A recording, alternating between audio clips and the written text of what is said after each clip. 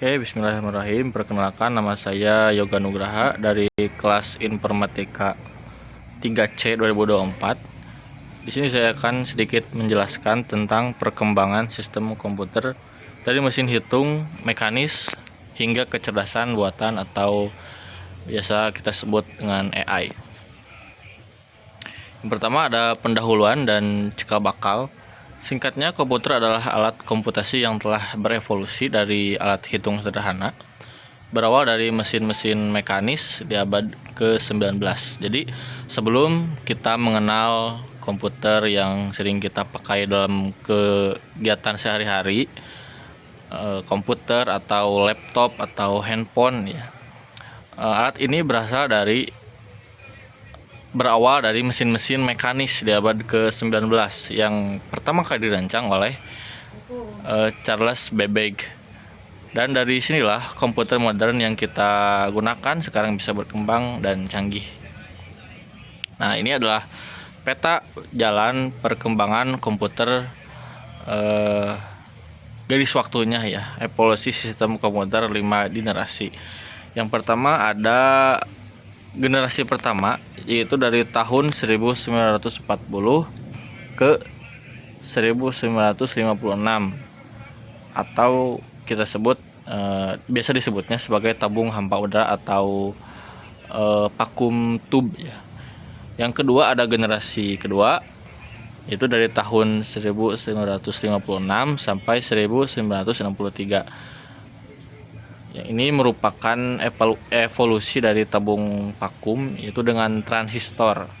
Yang ketiga ada generasi ketiga, yaitu dari tahun 1964 sampai 1971, di mana pada generasi ini penemu atau disebutnya penemu komputer yang mulai menggunakan integrated circuit atau biasa disebut dengan IC. Yang keempat ada mikroprosesor yang menggunakan mikroprosesor dari tahun 1971 sampai sekarang.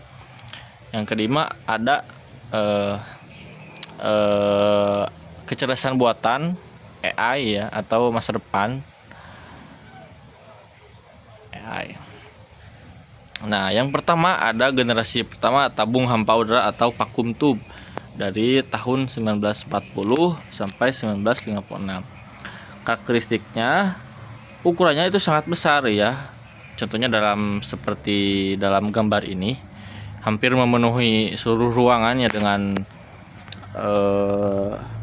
kabel-kabel yang sangat rumit serta membutuhkan listrik yang sangat besar.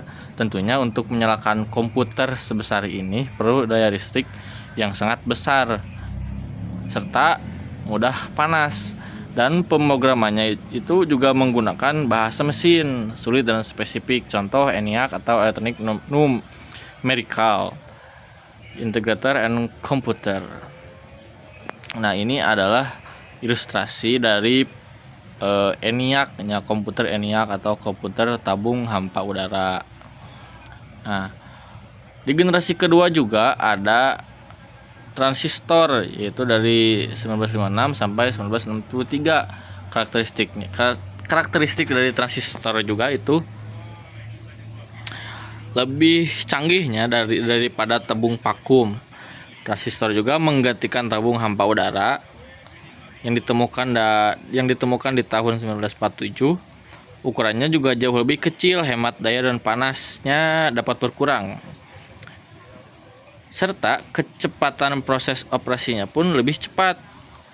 Memorinya menggunakan inti magnetik atau magnetic core, serta menginovasi munculnya bahasa pemrograman tingkat tinggi, Fortran dan COBOL. Nah, dari sini, dari generasi kedua itu mulai dikembangkan sistem bahasa pemrograman tingkat tinggi, ya. Ini juga menjadi cikal bakal bahasa pemrograman di zaman sekarang, ya. Untuk generasi ketiga ada integrated circuit dari 1964 sampai 1971. Karakteristiknya, komponen dari IC atau integrated circuit adalah penggabungan transistor dalam chip atau silikon ya. Ukurannya juga semakin kecil tapi kecepatan pemrosesannya sangat tinggi, memori lebih besar. Inovasi utamanya adalah penggunaan sistem operasi operating system. Nah, dari sini juga sistem operasi itu mulai berkembang dengan sangat pesat ya. Contohnya juga ukuran ini ada apa?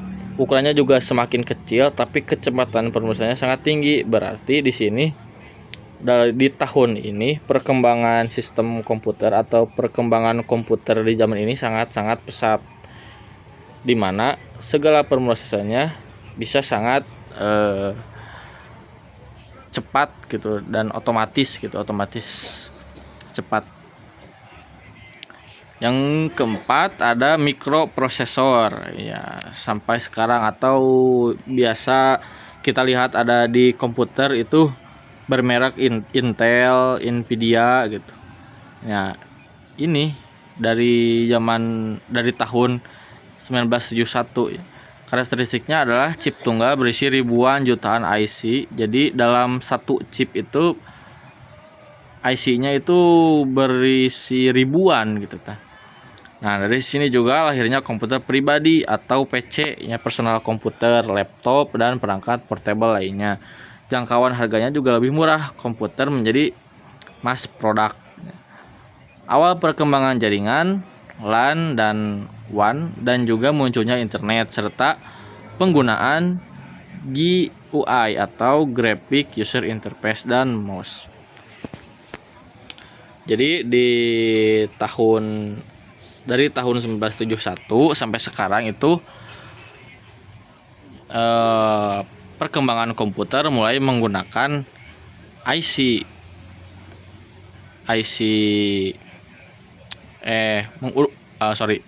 mulai menggunakan prosesor. Nah, prosesor itu adalah chip yang berisi ribuan. Jadi dalam satu chip prosesor itu berisi ribuan atau jutaan IC ya. Ini seperti kalau di manusia itu seperti jantung. Jadi kalau ini rusak pasti laptop juga tidak bisa berjalan. Yang kelima ada generasi kecerdasan buatan masa depan. Karakteristiknya pengembangan sistem yang berpusat pada kecerdasan buatan atau AI. Teknologi ULSI, Ultra Large Scale Integration, pemrosesan paralel dan komputasi kuantum, jaringan saraf tiruan atau neural network. Karakteristik dari AI ini adalah kemampuan learning, belajar. Jadi AI juga bisa belajar ya, bisa untuk belajar dan dia juga bisa belajar mungkin. Dan pengambilan keputusan, pemahaman bahasa alami, aturan natural language understanding. Dia juga bisa mengambil keputusan dan bisa memahami bahasa alami atau bahasa kita mungkin ya.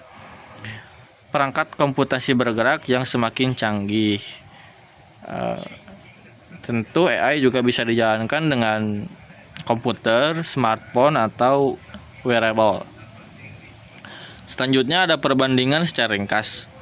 Jadi dari tahun 1940 sampai 1956 komputer pertama, generasi pertama, di mana generasi ini menggunakan tabung hampa udara. Kelebihan dan kekurangannya mungkin ada besar ya, panas, bahasa mesin yang sangat sulit. Yang kedua ada 1956 sampai 1963. Di sini kelebihannya lebih kecil karena menggunakan transistor dan lahirnya bahasa pemrograman tingkat tinggi yaitu Fortran dan COBOL.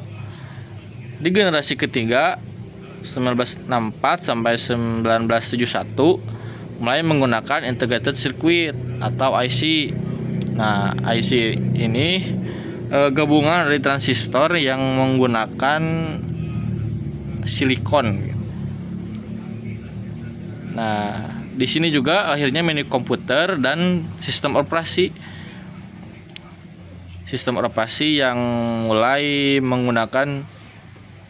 dikembangkan menjadi beberapa input untuk pembuatan aplikasi ya. Dari 1971 sampai sekarang menggunakan mikroprosesor,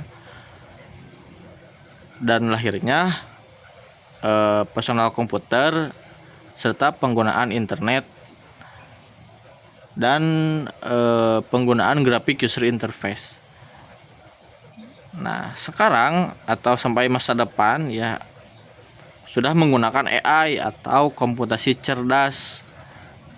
Sistemnya kuantum seperti itu.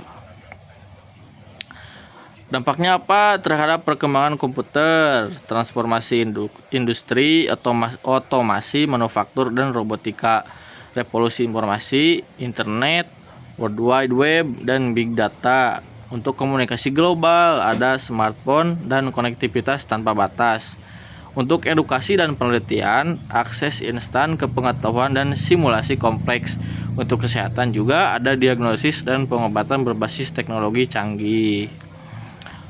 Terima kasih. Mungkin untuk pemaparan dari saya dicukupkan sekian. Mohon maaf bila ada kesalahan karena saya juga masih dalam tahap belajar ya. Terima kasih telah menyimak. Saya harap kamu bisa mendapat pengetahuan yang berguna dari presentation ini. Semoga beruntung. Assalamualaikum warahmatullahi wabarakatuh.